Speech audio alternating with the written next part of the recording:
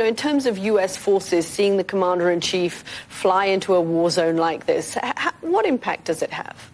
I think veterans, especially service members in service, always appreciate seeing the commander-in-chief in person or out front leading in an area like this. Of course, troops aren't on the ground, so you have to measure that a little bit. And I think it also means a lot of veterans who went through the experience of Iraq or Afghanistan would also like to see that president take the same type of leadership here on the domestic front, where people are hurting, here in Ohio, places where American constituents really feel like we're being left behind. So I think this is a good moment, but I think he has to kind of parlay that into the domestic front as well. Interesting that you raised the domestic front so quickly there, Jason.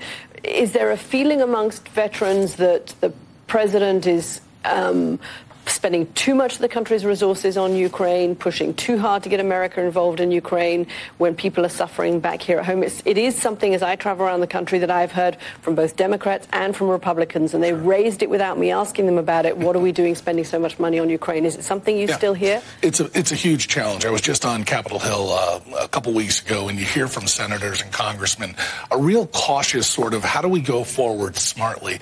And that's about really spending the American tax dollar wisely, making sure there's accountability. This is a very tough situation.